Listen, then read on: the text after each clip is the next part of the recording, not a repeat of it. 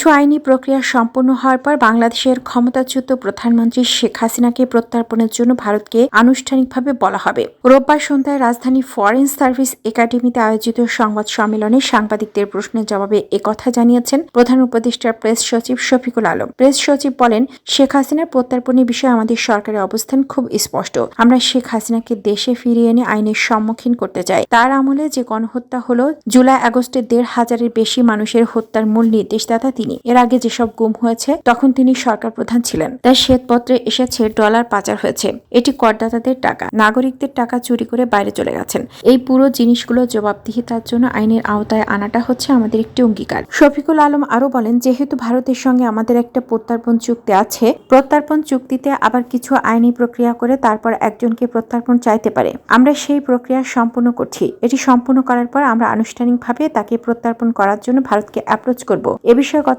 সেপ্টেম্বরে সাংবাদিকদের প্রশ্নের জবাবে আইন উপদেষ্টা অধ্যাপক আসিফ নজরুল বলেছিলেন, এই চুক্তি অনুযায়ী ভারতে যদি কোনো দণ্ডিত বাংলাদেশি থাকেন, তিনি সাবেক প্রধানমন্ত্রী বা যেই হন না কেন তার প্রত্যর্পণ চাইতে পারে বাংলাদেশ। ছাত্র জনতার বিপ্লবকালে যে গণহত্যা হয়েছে, মানবতা বিরোধী অপরাধ হয়েছে, তার বিচারের লক্ষ্যে কিছু পদক্ষেপ ইতিমধ্যে গ্রহণ করা হয়েছে। দৃশ্যমান কিছু অগ্রগতি হয়েছে। অচিরে বিচার শুরু হবে। বিচার শুরু হওয়ার পর অবশ্যই প্রত্যর্পণ চাওয়া হবে।